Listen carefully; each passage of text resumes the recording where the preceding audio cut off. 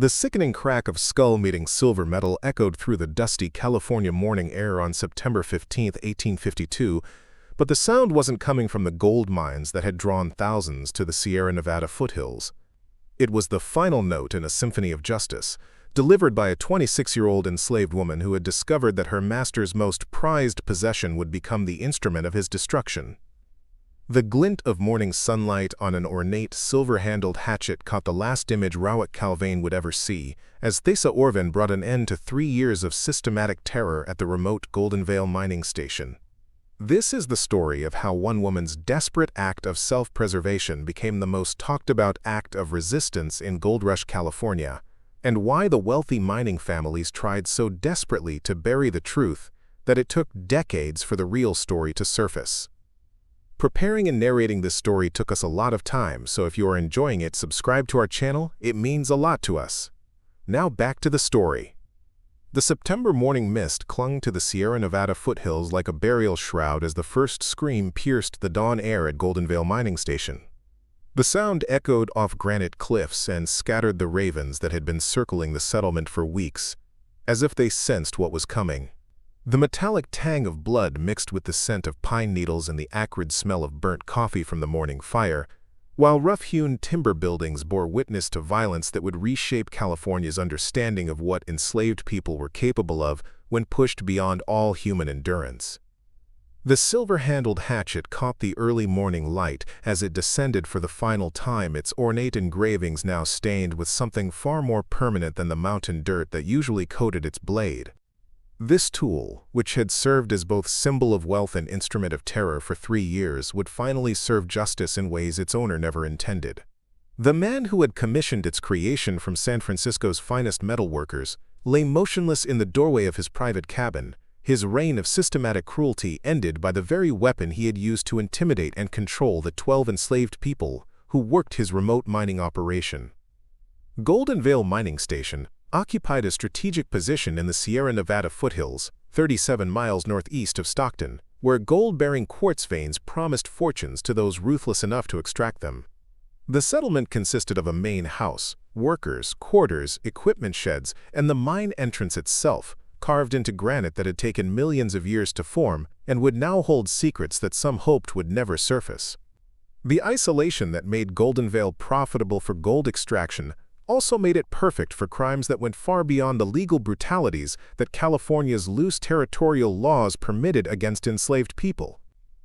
The morning discovery would trigger the largest manhunt in California territory history, but not because authorities cared about justice for enslaved people. The dead man represented connections to San Francisco banking families, Sacramento political circles, and mining consortiums whose combined influence could shape California's path toward statehood. His death threatened financial arrangements worth hundreds of thousands of dollars and political alliances that extended all the way to Washington. The truth about what happened at Goldenvale would need to be controlled, shaped, and ultimately buried to protect interests that went far beyond a single mining operation. Morning routines at mining settlements followed predictable patterns designed to maximize productivity and maintain control over enslaved workers who generated profits under conditions that challenged human endurance. The discovery of Rowick Calvane's body at 6:23 a.m. by his foreman, alias Varick, shattered those routines and revealed that systematic oppression had finally encountered someone who refused to accept it as inevitable. The precision of the attack, the symbolic use of Calvane's own weapon, and the absence of random destruction suggested intelligence and planning that contradicted every assumption the mining families held about enslaved people's capabilities. Elias Varick's examination of the scene revealed disturbing details that he would later suppress from official reports.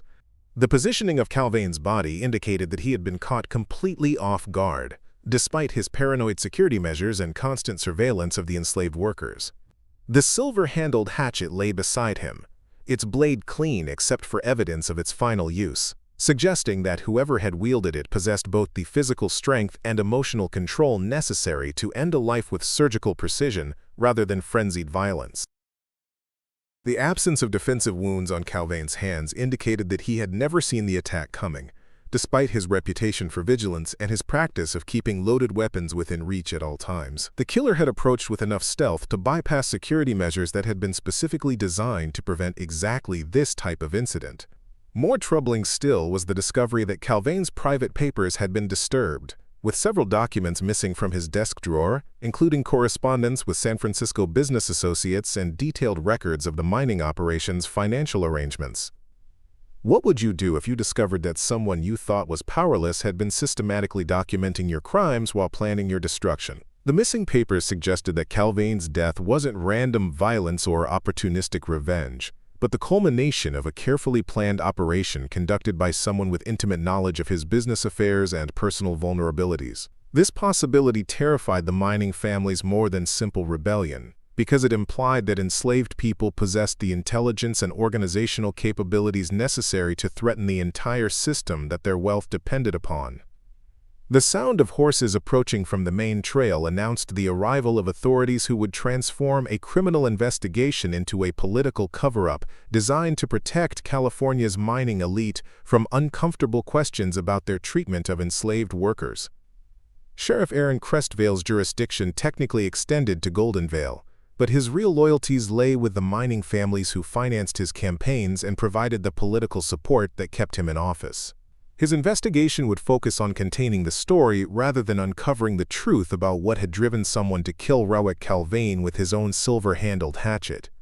By 8 a.m., Goldenvale Mining Station had been transformed into a crime scene that would challenge every assumption about enslaved people's capacity for resistance. The isolation that had allowed Calvane to operate beyond legal oversight now worked against authorities trying to control the narrative about his death.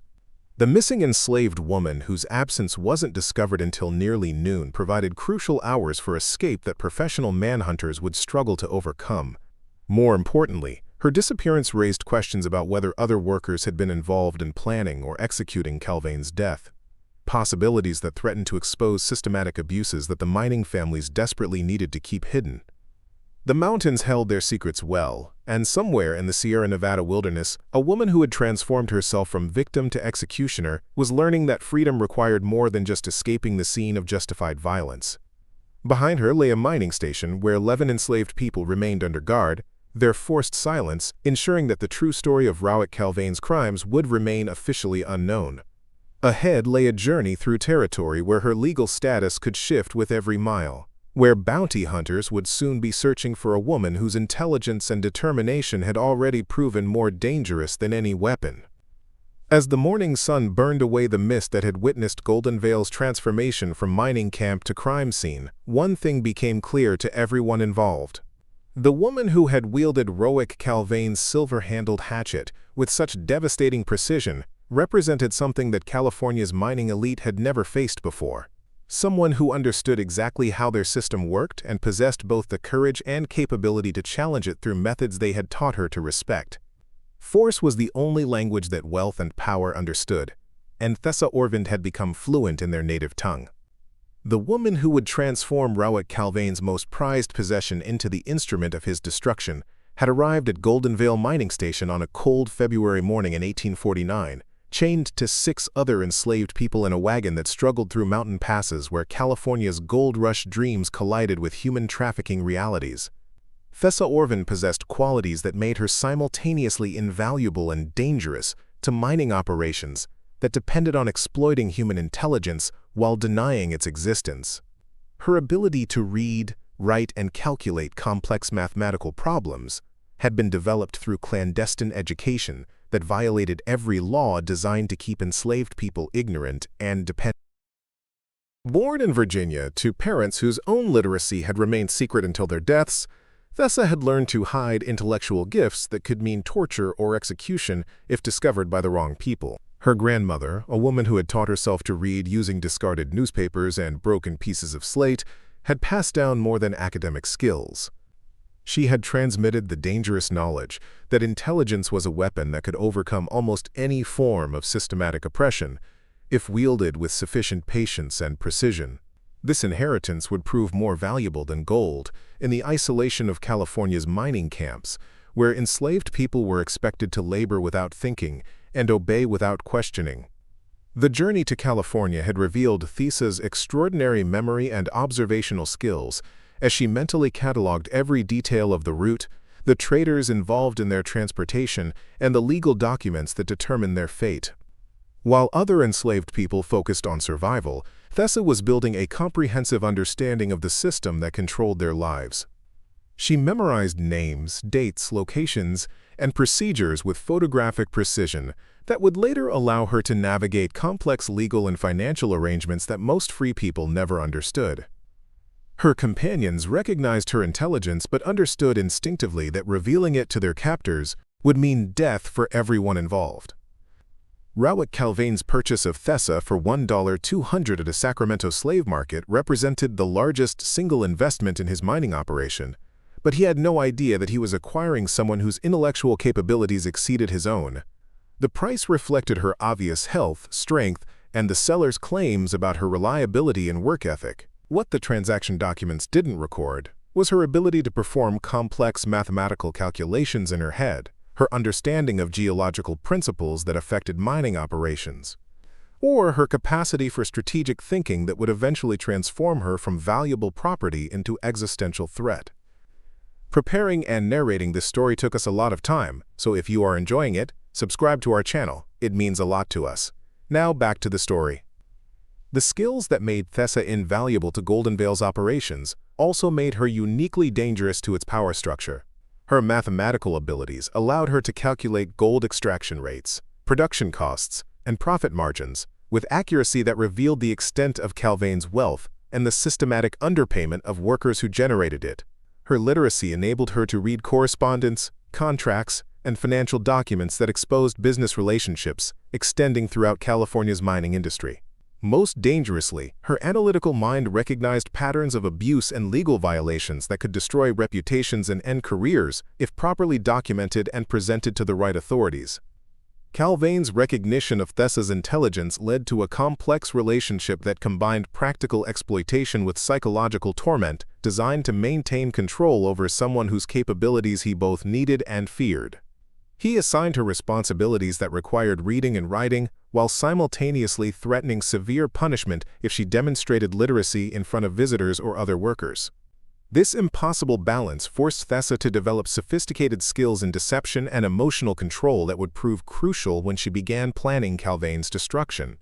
Her ability to appear submissive while mentally cataloging evidence of his crimes represented the kind of strategic thinking that terrified slaveholders throughout the American territories. The isolation of Goldenvale Mining Station created opportunities for intellectual development that would have been impossible on larger plantations or in urban areas where enslaved people faced constant surveillance. Thessa's work maintaining Calvane's business records and correspondence provided access to information about mining operations throughout the Sierra Nevada, political arrangements that protected illegal activities, and financial networks that extended from California to New York. She developed a comprehensive understanding of how wealth and power operated in territorial California, knowledge that transformed her from victim of the system into someone capable of manipulating it for her own purposes. During her 3 years at Goldenvale, Thessa had mastered skills that went far beyond basic literacy in mathematics.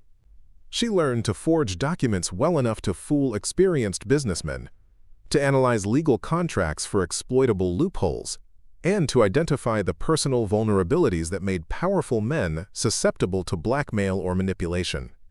Her intelligence gathering revealed corruption that extended from local mining operations to territorial government officials, creating opportunities for leverage that she carefully cataloged while planning her eventual escape. The systematic nature of her preparation reflected strategic thinking that contradicted every racial stereotype used to justify enslaved people's continued bondage.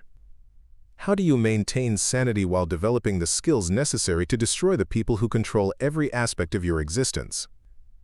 Thessa's psychological survival required compartmentalizing her intellectual development from her emotional responses to systematic abuse.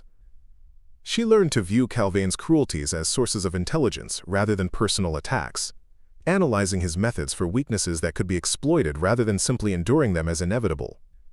This mental discipline allowed her to function effectively while planning actions that would require precise timing and emotional control under extreme pressure.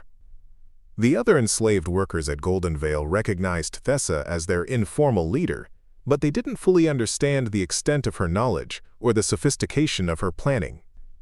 Her ability to predict Calvane's moods, anticipate his demands, and navigate complex social dynamics made her invaluable for group survival, while concealing the individual preparations that would eventually lead to his death. She shared tactical information about avoiding punishment and maximizing safety while keeping her strategic planning secret, understanding that group knowledge would compromise operational security and endanger everyone involved. Thessa's relationship with the silver-handled hatchet began shortly after her arrival at Goldenvale, when she first witnessed Calvane using it to terrorize workers who challenged his authority or failed to meet production quotas. The tool's symbolic importance to Calvane became clear through his habit of displaying it prominently during meetings with business associates, and his practice of cleaning it obsessively after each use for intimidation. Thessa understood that the hatchet represented more than a weapon. It embodied Calvane's identity as someone who controlled others through fear and violence. Destroying him with his own symbol of power would deliver psychological devastation that extended far beyond physical death. The transformation of an enslaved woman into someone capable of strategic violence required more than intelligence and opportunity. It demanded the kind of moral certainty that came from witnessing systematic cruelties that exceeded any reasonable standard of human treatment.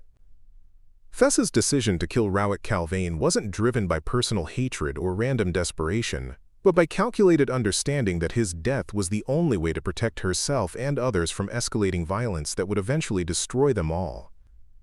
Her intellectual gifts had revealed the logical endpoint of systematic oppression, and her moral clarity provided the strength necessary to act on that knowledge. By September 1852, Thessa Orvind had evolved from valuable property into something that California's mining elite had never encountered. An enslaved person who understood their system better than they did, who had developed capabilities that exceeded their own, and who possessed the moral authority and practical skills necessary to challenge their power through methods they had taught her to respect. The silver-handled hatchet would soon discover that intelligence and determination could overcome any advantage that wealth and legal status provided to those who mistook systematic oppression for permanent control. Rowick Calvane represented everything that was both seductive and horrifying about California's gold rush economy, where overnight fortunes created men who believed that wealth exempted them from the moral constraints that governed ordinary human behavior. At 41 years old, he had transformed himself from a failed Virginia tobacco farmer into one of the Sierra Nevada's most profitable mining operators, through methods that challenged even the loose legal standards of territorial California. His success story embodied the American dream's darkest possibilities, demonstrating how systematic cruelty could generate enormous profits when practiced with sufficient intelligence and ruthlessness. The Goldenvale Mining Station operated according to principles that Calvane had refined through careful study of the most efficient slavery practices across the American South, combined with innovations made possible by California's geographic isolation and minimal government oversight.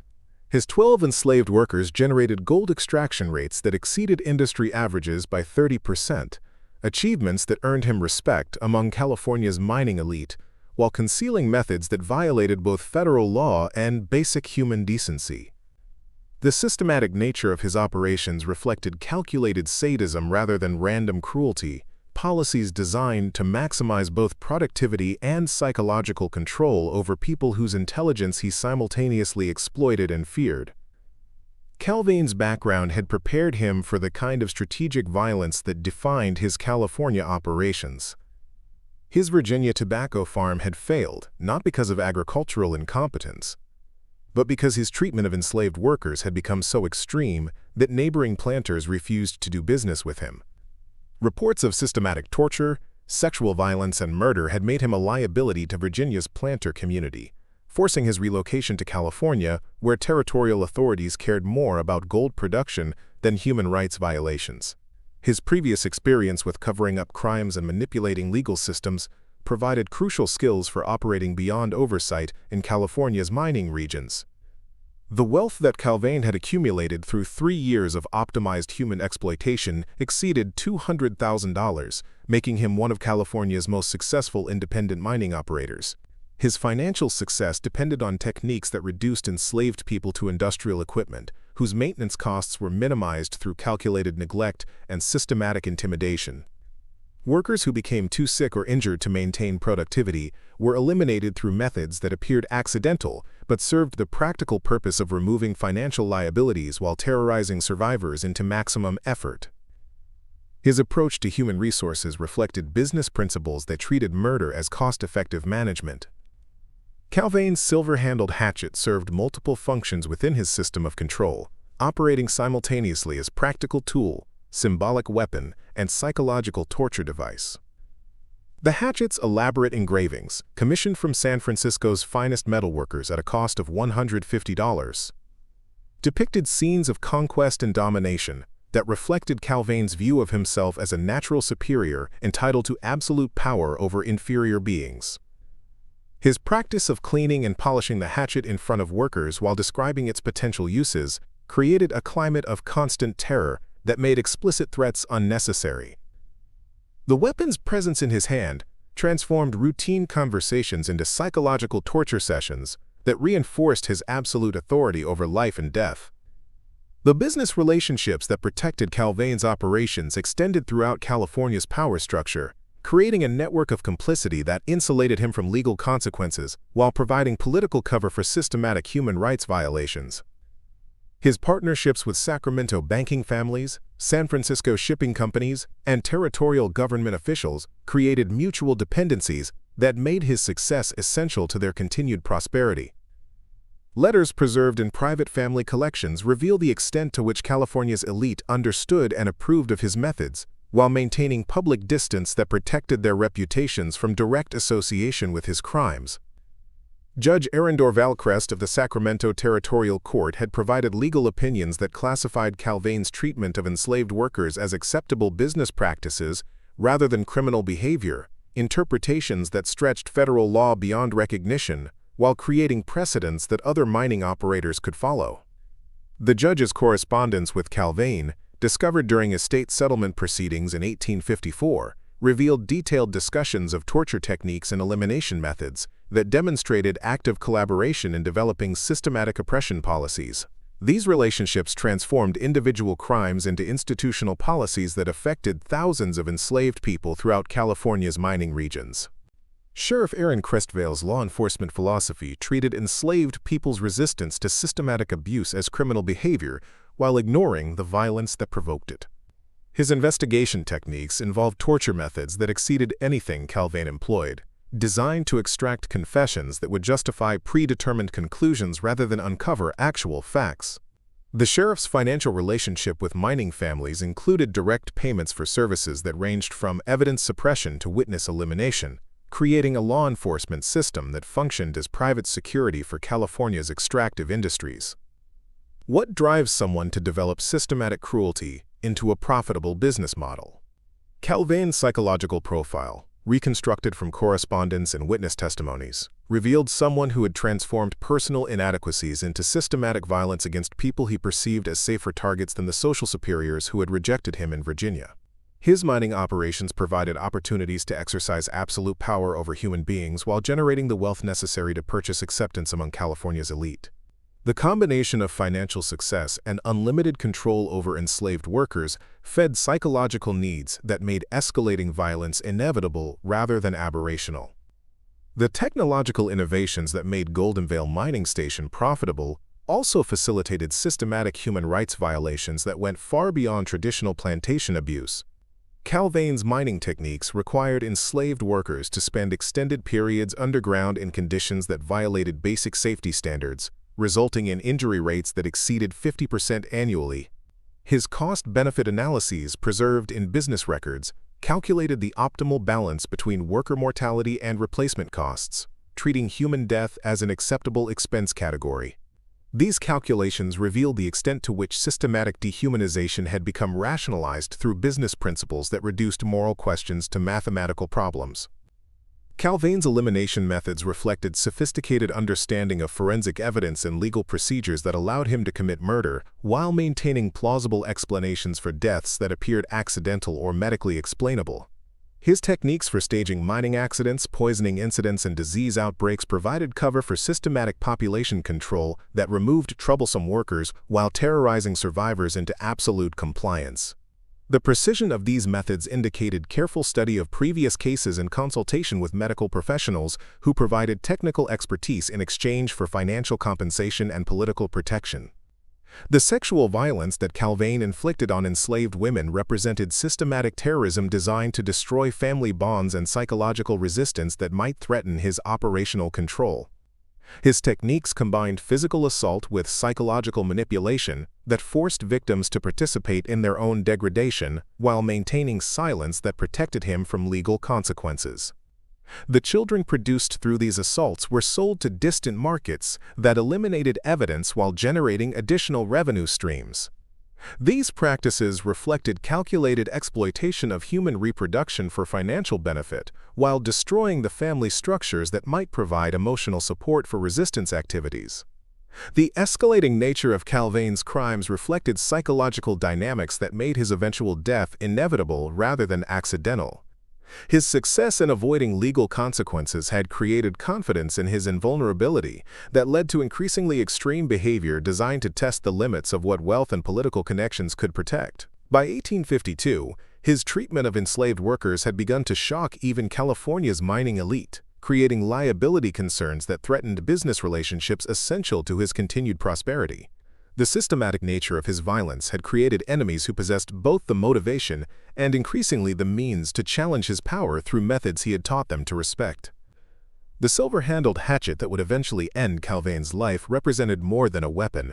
It embodied a system of exploitation that transformed human intelligence into profit while denying the humanity of people who generated that wealth. The tool's symbolic importance to Calvane made it the perfect instrument for delivering justice that would resonate far beyond his individual death. Someone who had learned to think strategically about survival and resistance would soon demonstrate that systematic oppression inevitably creates the conditions for its own destruction when it encounters people who refuse to accept degradation as their permanent condition. The battered leather journal hidden beneath loose floorboards in the workers' quarters at Goldenvale Mining Station contained evidence that could have destroyed some of California's most prominent families, if anyone with legal authority had been willing to read it. Thessa Orvind's meticulous documentation of systematic crimes began 6 months after her arrival at the mining station, when she realized that Rowick Calvane's confidence in his impunity made him careless about concealing evidence of activities that exceeded even territorial California's minimal legal protections for enslaved people. Her careful observations transformed 3 years of systematic abuse into a comprehensive record of criminal behavior that revealed the scope and organization of human rights violations throughout the mining industry. The journal entries, written in a precise script that Thessa had perfected through years of clandestine practice, recorded specific incidents with clinical detail that reflected both her intellectual training and her understanding that documentation might someday serve as legal evidence. Her first entry, dated August 15, 1849, described Calvane's elimination of an enslaved worker named Solomon, who had challenged productivity quotas during a period of equipment failures that made normal output impossible. The staging of Solomon's death as a mining accident required coordination between Calvane, his foreman Elias Varick, and territorial authorities who signed falsified death certificates without conducting proper investigations. Entry after entry revealed patterns of systematic violence that went far beyond isolated incidents of excessive discipline. Calvane had developed techniques for eliminating enslaved workers who showed signs of intelligence, independence, or potential leadership that might threaten his absolute control over the mining operation. His methods included staged accidents, poisoning incidents, and deliberate exposure to dangerous mining conditions that produced deaths that appeared natural or occupational rather than criminal. The precision of these techniques indicated careful planning and consultation with medical professionals who provided technical expertise in exchange for financial compensation. Thessa's documentation revealed that Calvane's crimes extended beyond murder to include systematic sexual violence against enslaved women that served both personal gratification and operational control purposes. His techniques combined physical assault with psychological manipulation, designed to destroy family bonds and emotional resistance that might support collective action against his authority. The journal recorded 14 incidents of sexual violence that resulted in pregnancies, with the resulting offspring sold to distant markets that eliminated evidence while generating additional revenue streams for the mining operation. How do you maintain objective documentation while witnessing systematic horrors that challenge your faith in human decency? Thessa's survival required developing emotional distance that allowed her to function as researcher rather than victim, while gathering evidence that might someday bring justice to people who had no legal protection. Her clinical tone masked psychological devastation that could have destroyed someone with less intellectual discipline and moral clarity about the importance of preserving testimony for future accountability. The journal's financial sections revealed the extent to which Calvane's wealth depended on systematic human rights violations that reduced operational costs through elimination of safety measures, medical care, and adequate nutrition for enslaved workers. His profit margins exceeded industry standards by 30% because he treated human beings as disposable equipment whose replacement costs were lower than maintenance expenses required to keep them healthy and productive. These calculations demonstrated the extent to which systematic dehumanization had become rationalized through business principles that reduced moral questions to mathematical problems. Thessa's intelligence gathering extended beyond documenting Calvane's individual crimes to mapping the network of business relationships and political connections that protected his operations from legal scrutiny. Her access to correspondence revealed partnerships with Sacramento banking families, San Francisco shipping companies, and territorial government officials who provided political cover for systematic violations, while sharing in the profits generated through optimized human exploitation. The scope of this corruption network indicated that Calvane's crimes represented institutional policies rather than individual aberrations. The evidence-gathering process required developing skills that went far beyond basic literacy and documentation. Thessa learned to analyze legal documents for exploitable loopholes, to identify the personal vulnerabilities that made powerful men susceptible to blackmail or manipulation, and to recognize patterns in business correspondence that revealed hidden relationships and illegal arrangements. Her systematic study of California's territorial laws revealed multiple violations that could result in criminal prosecutions if properly presented to federal authorities who weren't compromised by financial relationships with mining families. Strategic planning began to replace simple documentation as Thessa realized that evidence alone would be insufficient to achieve justice in a legal system designed to protect wealth and power rather than enslaved people's human rights. Her analysis of previous legal cases revealed that systematic corruption made traditional legal remedies impossible, forcing her to consider alternative approaches that might achieve accountability through methods that authorities couldn't ignore or suppress. The transformation from documentation to action planning reflected intellectual evolution that would prove more dangerous to California's mining elite than any external investigation. The silver-handled hatchet first appeared in Thessa's planning documents during March 1852, when she began systematic observation of Calvane's daily routines and security measures. Her analysis revealed that his confidence in his absolute power had made him careless about personal protection, creating opportunities for someone with detailed knowledge of his habits and vulnerabilities. The hatchet's symbolic importance to Calvane's identity made it the perfect weapon for delivering justice that would resonate far beyond his individual death, demonstrating that systematic oppression could be challenged through methods that oppressors had taught their victims to respect. Thessa's preparation involved more than identifying opportunities and weapons. It required developing the psychological strength necessary to cross the line from victim to executioner while maintaining moral clarity about the necessity and justice of her actions. Her journal entries during the summer of 1852 revealed internal struggle between Christian teachings about forgiveness and practical understanding that Calvane's escalating violence made intervention necessary to protect herself and others from systematic destruction. The resolution of this conflict reflected intellectual and moral sophistication that contradicted every racial stereotype used to justify enslaved people's continued bondage. The timing of Thessa's action reflected careful analysis of situational factors that would maximize her chances of success, while minimizing risks to other enslaved workers who might face collective punishment for her individual resistance. Her selection of September 15th as the optimal date considered Calvane's business schedule, the presence or absence of visitors who might complicate escape plans, and seasonal factors that would affect travel conditions through mountain terrain. The systematic nature of her planning demonstrated strategic thinking capabilities that exceeded those of the man whose death she was preparing to engineer. Escape route planning revealed the extent to which Thessa had developed comprehensive knowledge of Sierra Nevada geography and the underground railroad networks that operated throughout California's mining regions.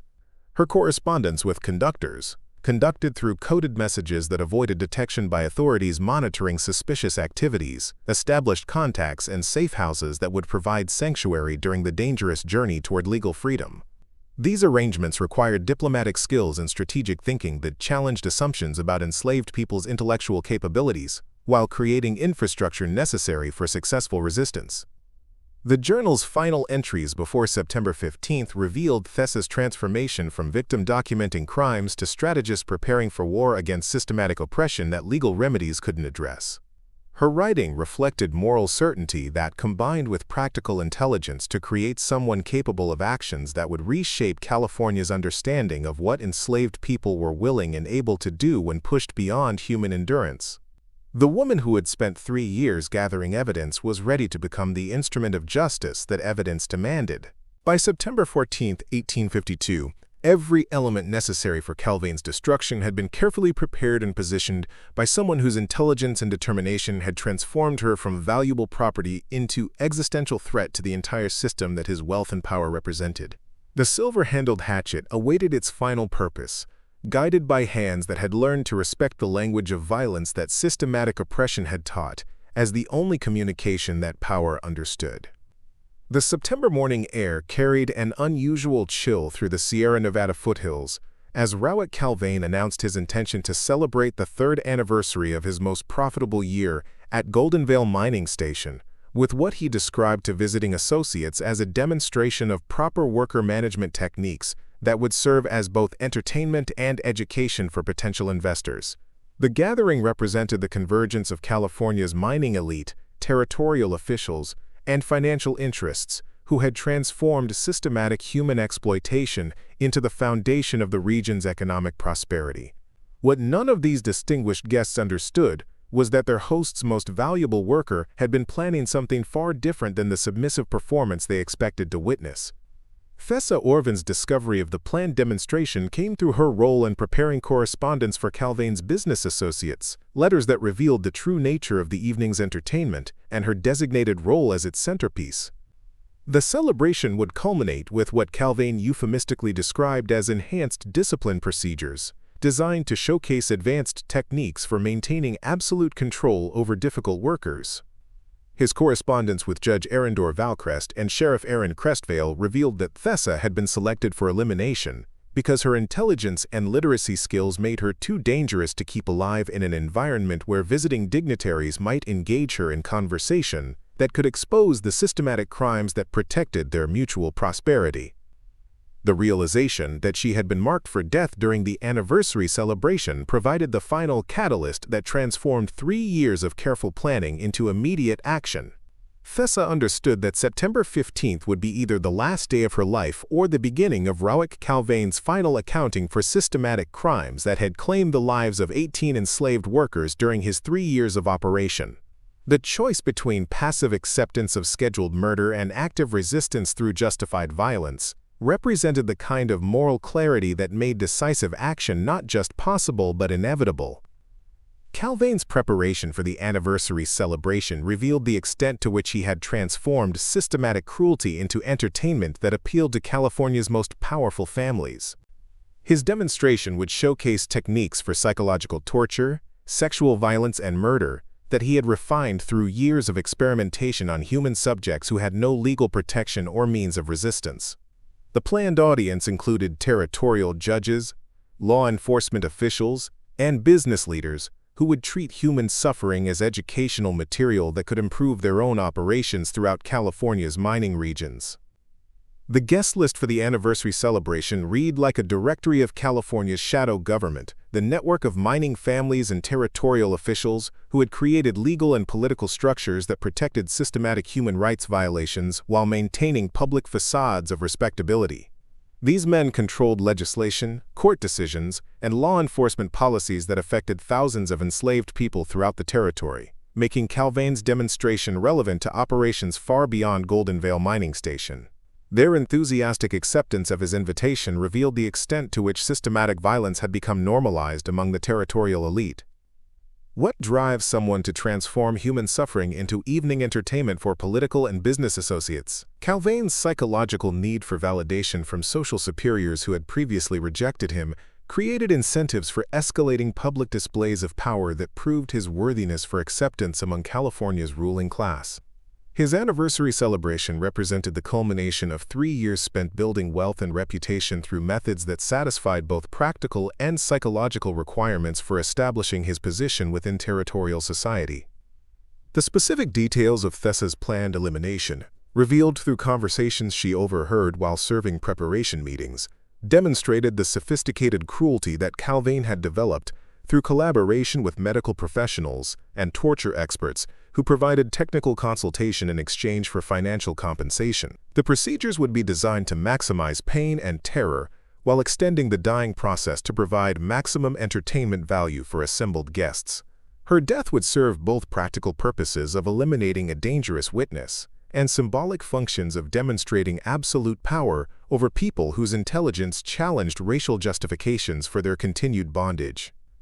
Thessa's final preparation required psychological transformation that allowed her to accept the necessity of killing another human being while maintaining moral clarity about the justice of her actions. Her 3 years of documentation had provided comprehensive evidence that Calvane's crimes exceeded any reasonable standard of behavior even by territorial California's minimal legal standards. His systematic murder of 18 people, sexual violence against countless women, and planned escalation of torture techniques made him someone whose continued existence threatened every enslaved person within his reach. The timing of her action reflected strategic analysis of factors that would maximize her chances of success while protecting other enslaved workers from collective punishment that might follow her individual resistance. Calvane's practice of drinking heavily during business celebrations would impair his reflexes and judgment, while the presence of guests would require him to maintain certain behavioral standards that limited his options for immediate violent response. The anniversary celebration created optimal conditions for someone with detailed knowledge of his habits and vulnerabilities to approach without triggering defensive responses. Thessa's approach to the main house on the night of September 14th carried more than the silver-handled hatchet that would deliver justice to someone who had systematically destroyed human lives for financial profit and social advancement. She carried 3 years of accumulated evidence, moral authority derived from witnessing crimes that exceeded legal boundaries, and intellectual certainty that her actions represented the only form of accountability available to people whom territorial law refused to protect. The woman who walked through the darkness toward Calvane's private quarters had been transformed from victim into agent of justice through systematic oppression that had inadvertently created someone capable of challenging power through methods that power itself had taught her to respect. The sounds of celebration from the main house, where California's most prominent citizens toasted profitable arrangements built on human suffering, provided acoustic cover for footsteps that carried decades of accumulated injustice toward its final resolution. Somewhere in those shadows, systematic oppression was about to encounter someone who understood exactly how power operated and possessed both the moral authority and practical capability necessary to challenge it through decisive action that would reshape territorial California's understanding of what enslaved people were willing to do when legal remedies proved insufficient. The silver-handled hatchet that had served as symbol of Calvane's absolute power over human life would soon discover that intelligence and determination could overcome any advantage that wealth and legal status provided to those who mistook systematic oppression for permanent control. The celebration of systematic cruelty was about to become a funeral for the man who had embodied everything that was most terrifying about California's gold rush economy, where overnight fortunes created monsters who believed that money exempted them from the moral constraints that govern civilized human behavior. In the pre-dawn darkness of September 15, 1852, justice would finally find its way to a mining station where systematic terror had gone unchallenged for 3 years, delivered by someone whose intelligence and courage had prepared her for this moment, when survival and accountability would converge in a single irrevocable act that would echo throughout the Sierra Nevada foothills for generations to come. The grandfather clock in Rowick Calvane's private study chimed 2:47 a.m., As Thessa Orvind's bare feet touched the polished pine floors of the main house, her movement through familiar corridors transformed from routine service into something that would reshape California's understanding of enslaved people's capacity for strategic resistance. The acrid smell of extinguished candles mixed with lingering tobacco smoke and the metallic scent of fear that seemed to permeate every surface of a building where systematic terror had been refined into profitable business practice. Her calloused hands gripped the hickory handle of Calvane's own silver-handled hatchet with steadiness that surprised her, 3 years of systematic brutalization having prepared her for this moment when survival and justice would finally converge in a single decisive act. The layout of Calvane's private quarters had been burned into Thessa's memory through countless hours of forced cleaning, serving, and document preparation that had provided intimate knowledge of his security measures and personal vulnerabilities. His bedroom occupied the eastern wing of the main house, positioned to overlook the mining operation where he could monitor his property even during sleep, but the windows that provided surveillance opportunities also created tactical disadvantages for someone who valued observation over protection. The confidence that came from 3 years of unchallenged authority had made him careless about basic security precautions, creating opportunities that someone with detailed knowledge of his routines could exploit with devastating effectiveness. Calvane's practice of drinking heavily during business celebrations had left him unconscious in the leather chair beside his mahogany desk, surrounded by financial documents and correspondence that represented the network of corruption extending throughout territorial California's power structure. Empty whiskey bottles and scattered papers told the story of a celebration that had concluded with private planning sessions for expanded operations that would bring his systematic techniques to mining camps throughout the Sierra Nevada region. His breathing was heavy with alcohol, and the satisfaction of someone who believed himself untouchable by law, conscience, or consequence. The silver-handled hatchet felt heavier than Thessa had expected as she lifted it from its ceremonial display position above Calvane's fireplace, but her resolve had never been stronger. The weapon's elaborate engravings caught moonlight streaming through tall windows, their scenes of conquest and domination reflecting a worldview that treated human beings as resources to be exploited, rather than people deserving of basic dignity. The irony of using Calvane's most prized possession to end his systematic reign of terror provided psychological satisfaction that transcended simple revenge, representing justice delivered through symbolic means that would resonate far beyond individual accountability. Thessa stood over the sleeping figure for a moment that contained 3 years of accumulated suffering, moral outrage, and strategic preparation compressed into seconds of final decision-making. Her hidden journal contained documented evidence of 18 murders, countless acts of sexual violence, and systematic torture that exceeded even territorial California's minimal legal protections for enslaved people. The man who had commissioned elaborate engravings celebrating human domination would become the final victim of the system he had perfected, eliminated by someone whose intelligence and determination he had simultaneously exploited and underestimated. The first blow landed with precision that reflected not hatred but strategic necessity, delivered by someone who had chopped firewood for 3 years and understood the weight and balance of cutting tools better than any conventional weapon. Calvane's death was swift, more merciful than he had ever been to victims whose elimination he had orchestrated for entertainment and profit maximization. The systematic nature of his crimes had made this moment inevitable rather than accidental. The logical conclusion of escalating violence that legal remedies couldn't address and moral constraints couldn't limit. Blood demands blood, but justice requires precision rather than passion. Thessa's action represented calculated response to documented atrocities rather than emotional outbreak driven by personal suffering. Her years of careful observation had revealed that Calvane's confidence in his invulnerability stemmed from systematic corruption that protected wealth and power rather than individual strength or capability. The ease with which she eliminated someone who had terrorized dozens of people demonstrated how completely systematic oppression depended on psychological control rather than physical superiority. The silence that followed was profound, the kind of quiet that comes when systematic terror finally encounters someone who refuses to accept it as inevitable. For the first time in 3 years, Thessa stood in Calvane's private study without fear, surrounded by evidence of financial arrangements and political connections that had protected his crimes, while generating enormous profits for territorial California's elite families. The transformation from victim to executor of justice had required only moments of decisive action, but the psychological liberation that followed, represented freedom that no legal document could provide or revoke. Calvane's private safe, opened using combinations she had memorized during months of document preparation, contained correspondence that revealed the full scope of corruption protecting systematic human rights violations throughout California's mining industry. Letters from territorial judges, law enforcement officials, and business leaders demonstrated active collaboration in developing techniques for eliminating troublesome workers, while maintaining plausible explanations for deaths that appeared accidental or medically explainable. These documents represented evidence that could destroy some of California's most prominent families, if properly presented to federal authorities who weren't compromised by financial relationships with mining interests. The recovery of crucial documents required strategic thinking under extreme pressure, balancing the need for evidence that could expose systematic corruption against time constraints that made extended searches dangerous. Thessa's selection of materials focused on correspondence that revealed the broadest patterns of institutional complicity, rather than isolated incidents of individual criminality. Her intelligence gathering had taught her to prioritize evidence that demonstrated systematic policies rather than personal aberrations, documentation that could support legal challenges to the entire framework that protected wealth-based oppression.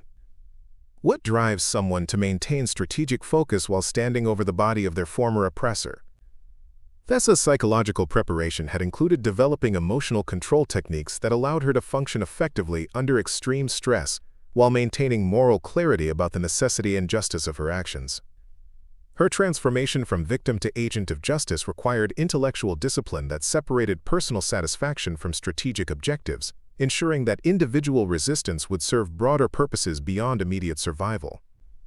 The silver-handled hatchet required careful cleaning before being returned to its display position, eliminating forensic evidence while preserving the symbolic impact of using Calvane's own weapon to deliver justice that legal systems refused to provide.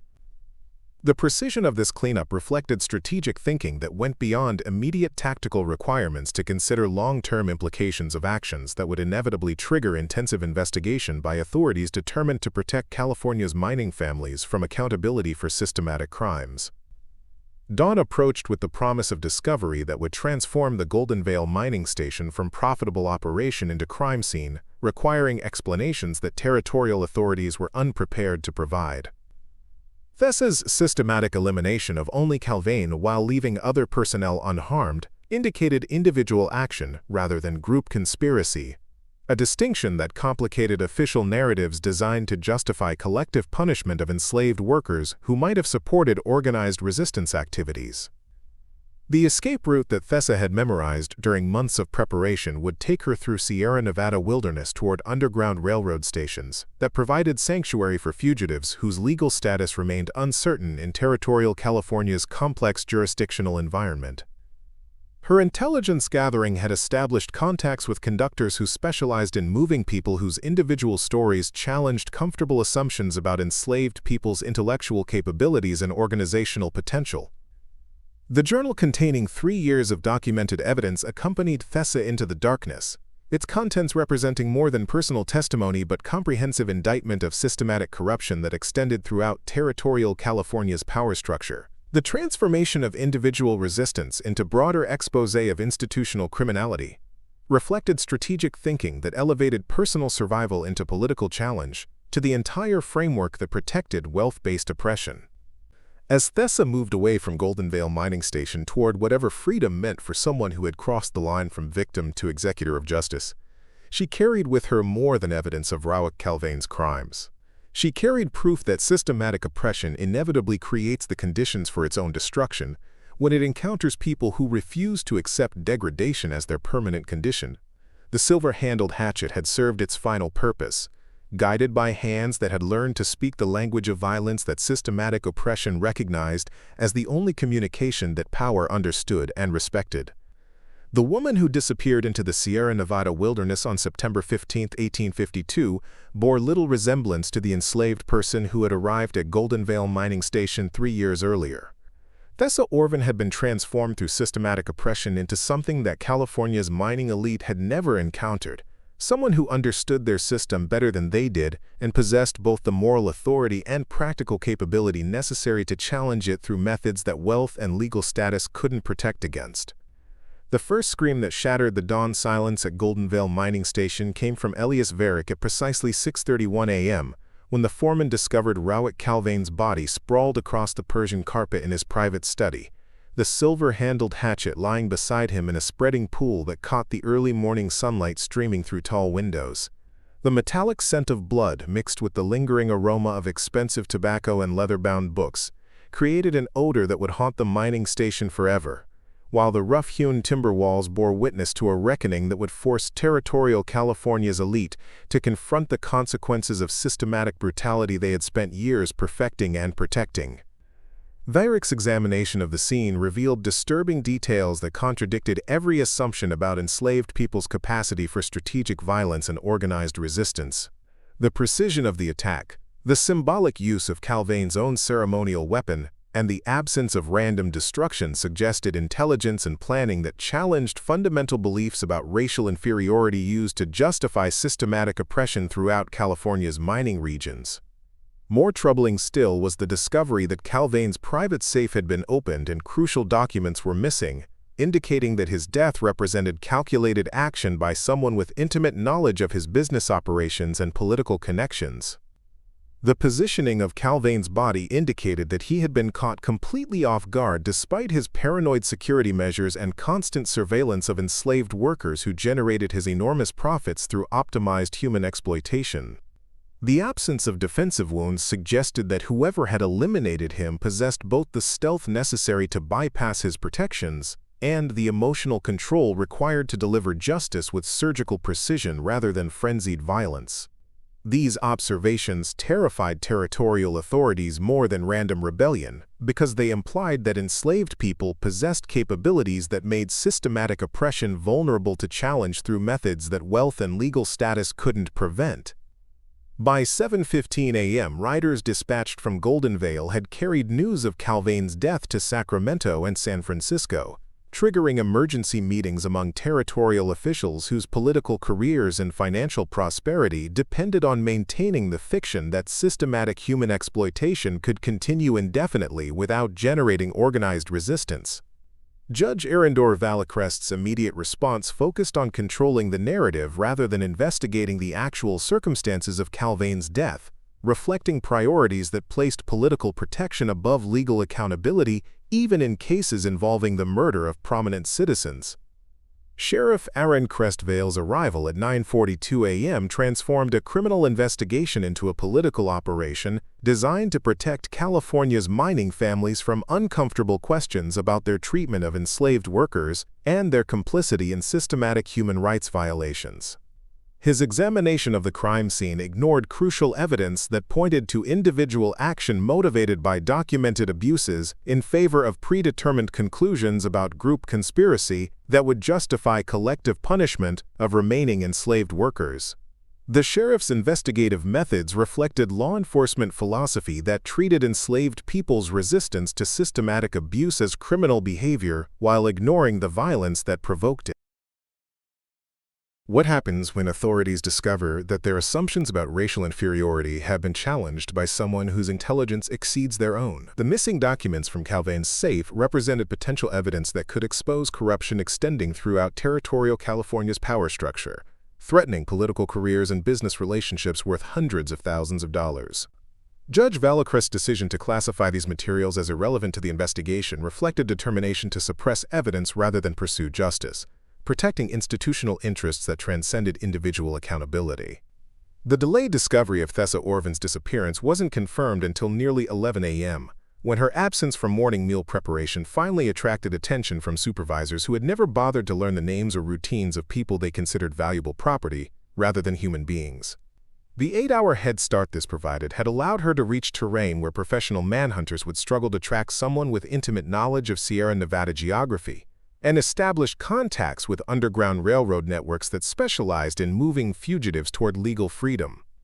Territorial authorities' assumption that Calvane's murder required multiple participants led to interrogation techniques that violated even California's minimal protections for enslaved people, revealing the extent to which panic about organized resistance had compromised official commitment to legal procedures. Sheriff Crestvale's methods included torture designed to extract confessions that would support predetermined theories about group conspiracy, rather than uncover factual information about individual motivation and capability. These techniques produced fabricated testimony that authorities used to justify their narrative, while avoiding investigation of systematic abuses that had made violence inevitable.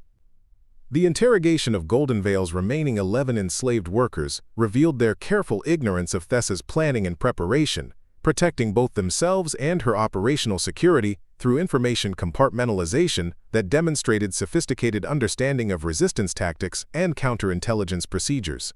Their consistent testimony about knowing nothing beyond Thessa's routine duties frustrated authorities, who expected simple intimidation to produce comprehensive confessions about imaginary conspiracy networks. The workers' disciplined silence forced investigators to confront the possibility that successful resistance could emerge from individual action rather than group coordination. Judge Vallecrest's suppression of Thessa's journal, discovered hidden beneath floorboards during systematic searches of worker quarters, represented the investigation's most crucial cover-up decision. The detailed documentation of Calvane's crimes provided comprehensive evidence of systematic murder, sexual violence, and torture that exceeded even territorial California's brutal legal standards for treatment of enslaved people. Public revelation of these documented atrocities would have required prosecuting prominent citizens and questioning fundamental assumptions that justified slavery's continuation in territories seeking statehood. The journal's contents implicated territorial judges, law enforcement officials, and business leaders in systematic corruption that protected human rights violations while generating enormous profits for California's elite families. Rather than pursue legal accountability for documented crimes, Vallecrest ordered the journal destroyed and instructed all witnesses to treat Calvane's murder as unprovoked rebellion by dangerous individuals whose literacy and intelligence threatened plantation security throughout the region. This decision transformed evidence of systematic oppression into proof of enslaved people's inherent criminality, inverting moral responsibility to protect institutional interests. Reward notices offering $1,500 for Thessa's capture were distributed throughout California and neighboring territories by September 18, describing her as exceptionally dangerous and capable of inspiring widespread rebellion among enslaved populations. These warnings reflected accurate assessment of her intelligence and leadership capabilities while portraying resistance as criminal behavior rather than justified response to systematic abuse. The bounty amount exceeded rewards for most wanted criminals in territorial California, indicating official recognition that her successful challenge to systematic oppression represented an existential threat to the entire framework that protected wealth-based exploitation. The manhunt's intensity revealed how deeply Thessa's actions had shaken California's territorial elite, forcing them to confront evidence that their system of control depended on psychological dominance rather than physical superiority or intellectual advantage. Her demonstration that careful planning and determined action could overcome wealth and legal protection threatened fundamental assumptions about racial hierarchy that justified systematic human exploitation throughout American territories seeking statehood. The panic that drove official response reflected understanding that successful individual resistance could inspire broader challenges to institutional oppression. Military involvement in the manhunt, authorized by Territorial Governor Alvin Crestvale despite federal restrictions on using armed forces for slave-catching operations, demonstrated the extent to which civilian authorities viewed Thessa's escape as threat to political stability rather than ordinary criminal matter. The deployment of territorial militia units reflected official understanding that conventional law enforcement lacked the resources and expertise necessary to capture someone whose intelligence and preparation had already proven superior to their investigative capabilities. Newspaper coverage of Calvane's murder, carefully managed through editorial relationships with mining families and territorial officials, portrayed the incident as evidence of enslaved people's inherent violence and criminal nature, rather than response to systematic abuse that legal remedies couldn't address.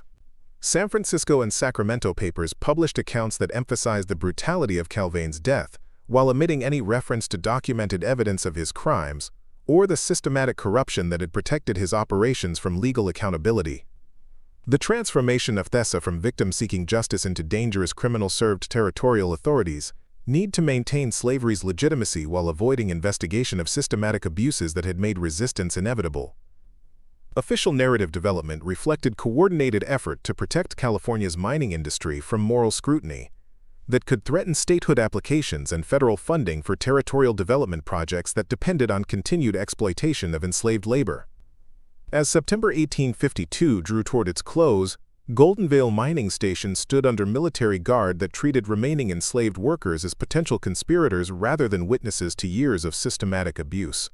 Their forced silence about Calvane's documented crimes ensured that official investigation would focus on punishing resistance rather than addressing the oppression that had caused it, somewhere in the Sierra Nevada wilderness. Thessa Orvind continued her journey toward whatever freedom meant for someone who had crossed the line from victim to executor of justice, carrying evidence that could expose corruption throughout territorial California's power structure if it ever reached authorities willing to prioritize truth over political protection. The coded message that arrived at the Philadelphia Anti-Slavery Society headquarters on October 12, 1852, bore the unmistakable handwriting of someone whose documentation skills had been refined through 3 years of recording systematic atrocities in California's mining camps. Thessa Orvind's successful journey through the Underground Railroad network had transformed her from individual fugitive into living symbol of enslaved people's capacity for strategic resistance against systematic oppression that legal remedies couldn't address. Her arrival in Pennsylvania marked the beginning of a campaign that would expose California's territorial government as complicit in human rights violations that exceeded even the brutal standards of established slave states. William Still's records, preserved in the Pennsylvania Historical Society archives, document Thessa's emergence as the most significant acquisition in Underground Railroad history, not simply because of her successful escape from California's mining regions, but because of the comprehensive evidence she carried about institutional corruption that protected systematic exploitation throughout the territorial government. Her hidden journal contained documentation that could destroy some of America's most prominent families while exposing the extent to which westward expansion depended on optimized human trafficking that reduced moral questions to mathematical problems of cost-benefit analysis. The publication of selected journal entries in abolitionist newspapers throughout the North triggered fierce debates that extended far beyond traditional arguments about slavery's moral implications to examine the systematic corruption that protected wealth-based oppression in territories seeking statehood. Thessa's clinical documentation of murder, torture, and sexual violence challenged pro-slavery advocates to justify practices that exceeded even their own era's brutal legal standards, forcing public confrontation with realities that comfortable distance had previously allowed Northern audiences to ignore or minimize. Frederick Douglass's first meeting with Thessa, recorded in private correspondence discovered in 1923, revealed the profound impact her story had on abolitionist leadership, who had spent decades arguing theoretical points about human dignity, while lacking concrete evidence of the systematic crimes that generated enormous profits for territorial development. "Here stands living proof," Douglass wrote, "that our theoretical discussions pale beside the practical intelligence of someone who has not merely endured systematic oppression, but documented it with precision that exceeds our finest legal scholars and delivered justice through methods that power itself taught her to respect." Thessa's speaking engagements at churches, meeting halls, and legislative sessions throughout Pennsylvania, New York, and Massachusetts drew audiences that included prominent politicians, religious leaders, and social reformers whose understanding of slavery's realities had been shaped by sanitized accounts that minimized the systematic violence necessary to maintain human bondage. Her articulate presentations challenged racist assumptions about intellectual capacity, while providing first-hand testimony about psychological and physical devastation that forced audiences to confront their own complicity in systems that treated human suffering as acceptable collateral damage for economic prosperity. How do you measure the impact of one person's courage on an entire nation's moral development? Thessa's influence extended beyond immediate abolition advocacy to reshape legal and political strategies for challenging institutional oppression that conventional remedies couldn't address. Her demonstration that systematic violence could be confronted through individual action when collective resistance proved impossible established precedents that would influence military tactics during the Civil War and civil rights strategies during Reconstruction. The correspondence between Thessa and Harriet Tubman, beginning in 1853, created the Underground Railroad's most effective rescue operation, as their combined capabilities saved over 400 enslaved people during the decade preceding armed conflict between North and South. Thessa's intelligence gathering and document analysis complemented Tubman's operational expertise, resulting in missions that extracted entire families from mining camps and plantations where systematic abuse made resistance inevitable. Their collaboration demonstrated how individual acts of courage could evolve into organized challenges to institutional oppression. California's territorial response to Thessa's escape and subsequent activism revealed the extent to which her actions had exposed vulnerabilities in systems designed to appear invulnerable to challenge. The passage of stricter fugitive slave laws in 1853, directly attributed to what congressional debates termed the California precedent, reflected official recognition that successful resistance would inspire similar acts throughout territories where enslaved people faced systematic exploitation. Fear of organized rebellion forced acknowledgement that wealth-based oppression depended on psychological control rather than physical superiority or legal authority. The influence of Thessa's documented evidence extended to federal investigations that began exposing corruption in territorial governments throughout the West, where mining families and land speculators had created shadow legal systems that protected systematic human rights violations while generating enormous profits for Eastern investment syndicates.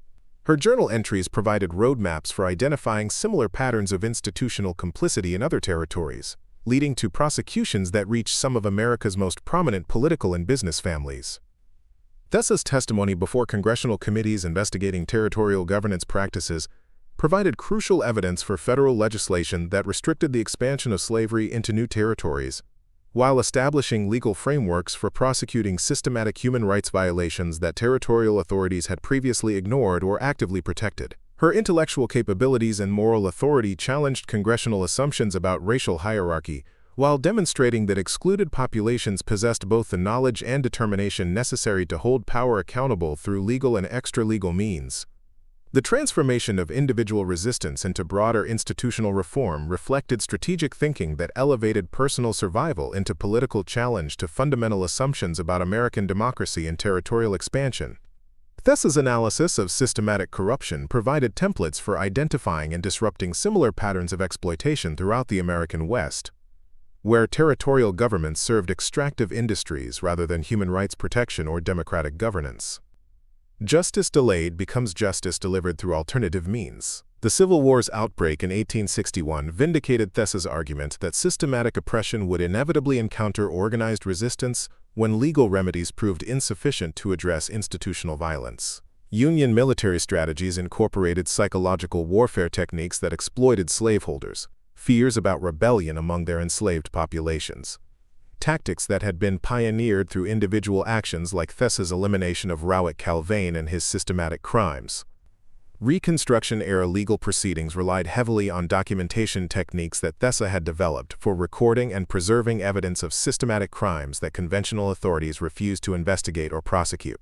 Her methods for analyzing institutional corruption and identifying patterns of complicity provided frameworks for post-war accountability measures that reached former territorial officials and mining families who had escaped justice during slavery's legal period. The legend that Thessa represented extended far beyond her individual story to embody principles about the inevitability of resistance when systematic oppression encounters people who understand exactly how power operates and possess both moral authority and practical capability to challenge it through decisive action. Her transformation from victim to executor of justice to agent of institutional reform demonstrated possibilities that inspired resistance movements throughout American history and beyond national boundaries. Educational institutions throughout the North began incorporating Thessa's story into curricula that challenged comfortable narratives about American expansion and territorial development, forcing students to confront realities about systematic violence that had been sanitized from official histories. Her documentation provided primary source materials that revealed the extent to which westward expansion depended on optimized human exploitation while exposing the political corruption that protected wealth-based oppression from legal accountability. The international impact of Thessa's story reached European abolition movements and colonial resistance organizations that recognized universal principles in her challenge to systematic oppression through individual action that escalated into institutional reform. Her methods for documenting crimes, analyzing corruption, and delivering justice through alternative means provided models that influenced liberation movements throughout the 19th and 20th centuries. Contemporary scholars examining Thessa's legacy identify her as a crucial figure in developing intersectional approaches to social justice that connected individual resistance to broader institutional challenges, while demonstrating how excluded populations could leverage intelligence and determination to overcome systematic disadvantages. Her story embodies the principle that systematic oppression inevitably creates the conditions for its own destruction when it encounters people who refuse to accept degradation as their permanent condition. Some say that on quiet September nights in the Sierra Nevada foothills, when morning mist rises from mountain streams and pine needles carpet abandoned mining sites, you can still hear the sound of silver striking wood, carried on winds from where systematic oppression finally encountered someone who understood exactly what freedom required and possessed the courage to claim it through methods that power itself had taught her to respect. The story continues in every act of resistance that refuses to accept injustice as inevitable, in every documentation of systematic crimes that challenges institutional impunity, and in every individual who discovers that intelligence and moral clarity can overcome any advantage that wealth and legal status provide to those who mistake temporary control for permanent authority. We're only beginning to understand the full impact. The next case reveals even deeper truths about resistance and justice. Subscribe before it surfaces. Up next, you've got 2 more standout stories right on your screen. If this one hit the mark, you won't want to pass these up. Just click and check them out. And don't forget to subscribe and turn on the notification bell so you don't miss any upload from us.